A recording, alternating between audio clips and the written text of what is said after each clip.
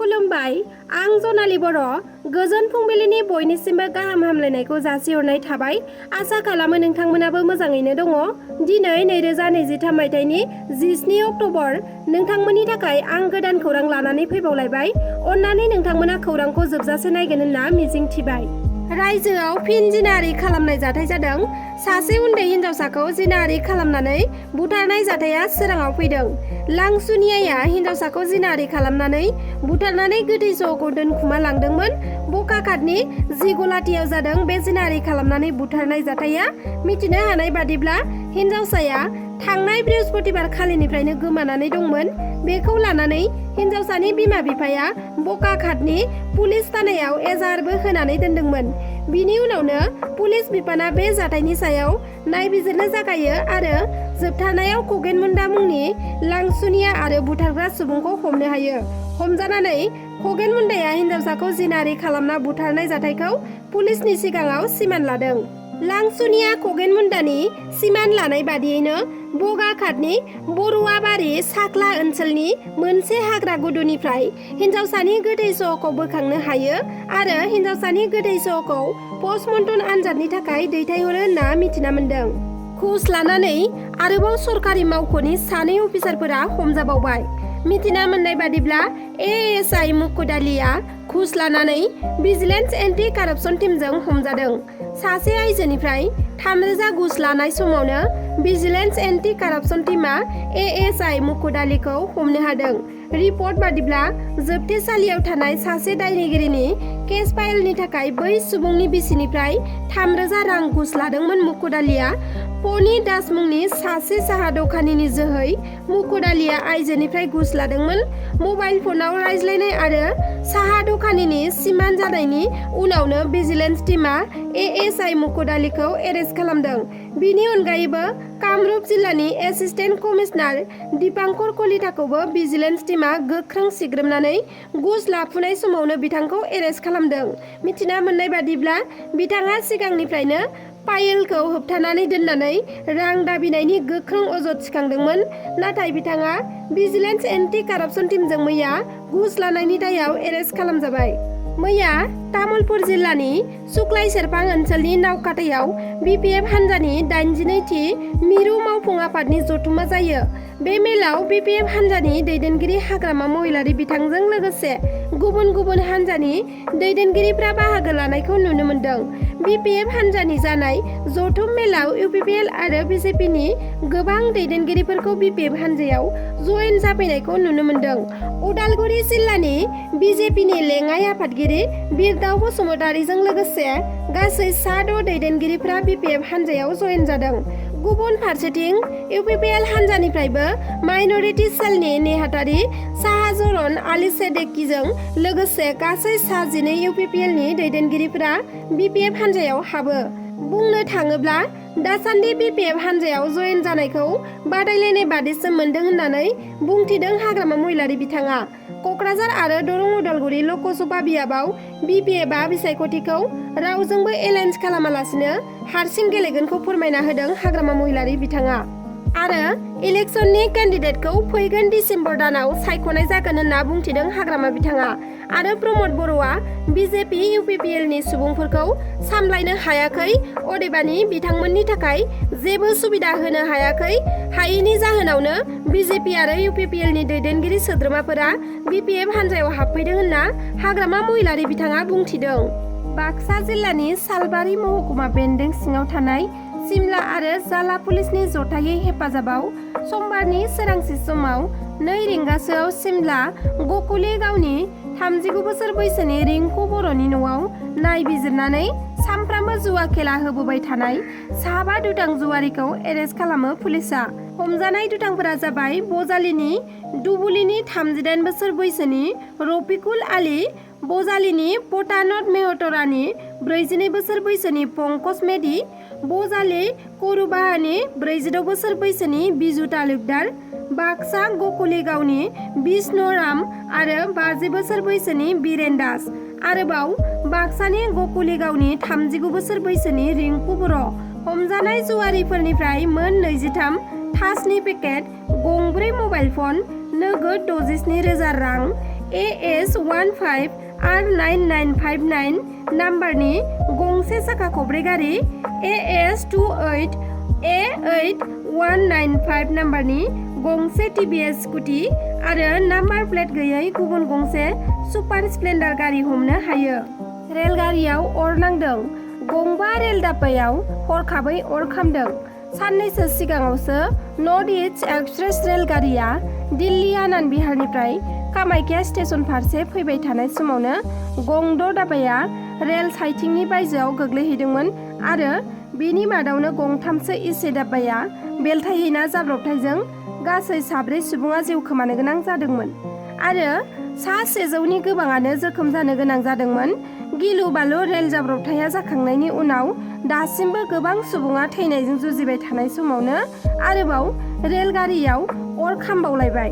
अर खामनायजों गासै गंबा दाब्बाया खामनानै सेवहांगार जादों। मिथिना मोननाय बादिब्ला बे अर नांनाय रेलगारियाव रावबो दावबायारि गैयामोन, बेनिखायनो रावनिबो जेबो खहा जायाखिसै होननानै मिथिना मोन्दों। महाराष्ट्रनि आहमेदनगराव थानाय नारायणपुर रेलवे स्टेशनाव लाखिना दोननाय रेलगारियाव गिलु बालु अर खामनाय जाथाया जानो मोन्दों।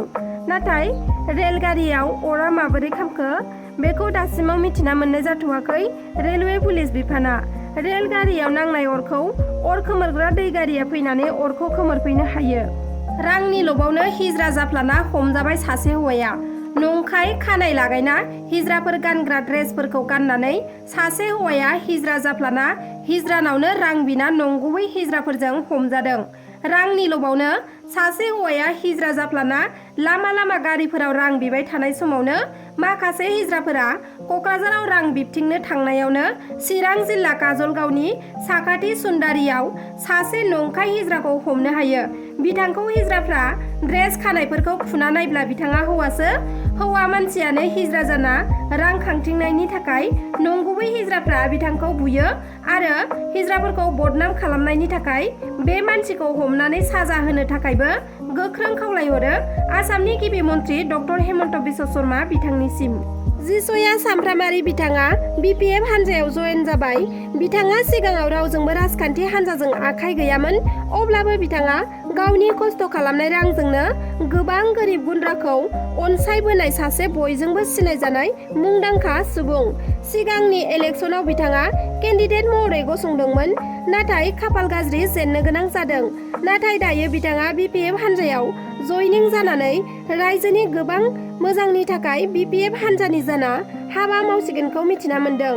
बिथाङा सोलिबाय थानाय UPPL सरकाराव जयेन जायालासिनो BPF हान्जायाव जयेन जानायखौ लानानै गोबां मानसियानो सोंनायनि फिननायखौ होदों।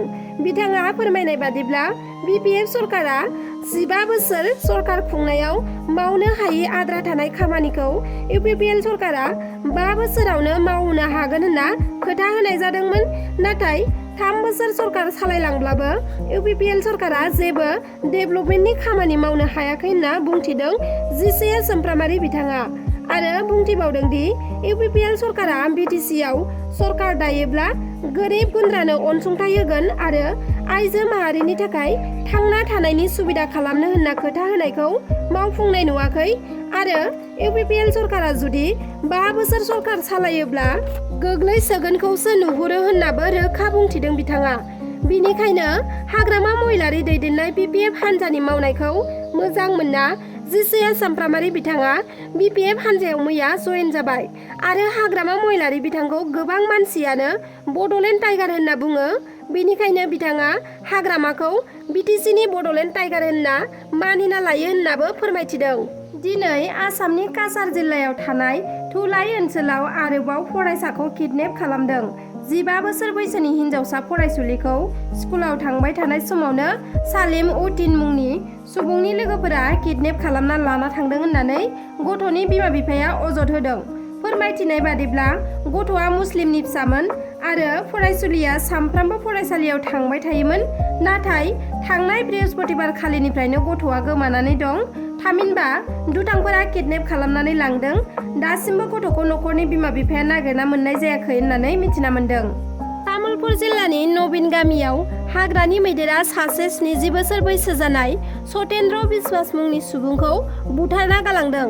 मिथिना मोननाय बादिब्ला बिथाङा मैया फुङाव गावसिनि खाथिनि दैमायाव मोखां सुनो थांदोंमोन। बे समावनो मैदेरा बिथांखौ गाग्लोबो, नाथाय मैदेरनि गाग्लोबनायाव बिथाङा थैयाखैमोन। उनाव देहा फाहामसालियाव लांबाय थानाय समावसो बिथांखौ थैदों होनना मिथिना मोन्दों। दुर्गा फुजानि पेन्डेल बानायबाय थानाय समावनो गंसे डाम्पार गारिया फैनानै गेटखौ सौख्रांनानै सिफायना गालांदों आरो एक्सिडेन्ट खालामखांना ड्राइभारा जाथायसालिनिफ्राय खारखुमा लाङो। बे जाथाया गुवाहाटीनि बेलटलायाव दिनै फुङाव जादों। माहारियारि मानास हाग्रामानि भुइयापारा रेन्जआव हाग्रानि मैसोनि गाग्लोबनायनि जाहोनाव सासे बर' सुबुंनि जिउ खहा। हाग्रानि मैसोनि गाग्लोबनायजों थैनो गोनां जादों रबिन बसुमतारी बिथाङा हाग्रा बिफाननिनो हमगार्डमोन। रबिन बसुमतारीनि अनगायैबो हाग्रा बिफाननि पार्मानेन्ट स्टाफ कृष्ण बर' बिथाङाबो जोखोम जानो गोनां जादों। जाथाय जानायनि सायाव हाग्रा बिफाननि गुबुन सासे हमगार्ड, जाय बिथाङा जाथायजों मोगा-मोगि जादोंमोन, बिथाङा फोरमायथिनाय बादिब्ला 3 रिंगासो समाव साथामबो हाग्रायाव डिउटि होनो थाखाय ओंखारलांदोंमोन। बिनि उनाव भुइयापारा रेन्जनि सिङाव थानाय केम्प फारसे फैफिनगासिनो दंमोन। बेयावनो दैखौ नायै फैबाय थानायावनो हरखाब हाग्रानि मैसोआ फैनानै रबिन बसुमतारीखौ होसोदोंमोन। बेखौ नुनानै गुलिबो गावनाय जादोंमोन। अब्लाबो मैसोआ रबिनखौ गाग्लोबदों। बिथांखौ गाग्लोबखांनायनि उनाव कृष्ण बर' बिथांखौबो मैसोआ गाग्लोबबावदों। बेयावबो मैसोखौ गुलि गावनाय जादों आरो गुलि गावग्राखौबो मैसोआ नुनानै गाग्लोबनो फैबावदोंमोन। नाथाय मैसोनि सायाव गुलि गावनायाव मैसोआ उल्था खारफिनलांदों होनना बिथाङा फोरमायथिदों। उनाव हाग्रा बिफाननि गुबुन मावथिनो खौरां हरनानै रबिन बसुमतारी आरो कृष्ण बर'खौ बोखांनानै देहा फाहामसालिसिम लांनाय जादोंमोन। नाथाय रबिन बसुमतारी बिथाङा जिउ गोमाबाय होनना खौरां मोननाय जादों। दिनैनि रादाबा बेखिनियानोमोन। नोंथांमोना आंनि रादाबखौ जोबजासिम नायलांनायनि थाखाय रोजा रोजा साबायखर थाबाय। आरो जुदि नोंथांमोना आंनि चेनेलखौ साबस्क्राइब खालामाखैब्ला अन्नानै साबस्क्राइब खालामनानै लादो। लोगोसे लाइक, शेयार, कमेन्ट खालामनो दाबाव। गोजोन्थों।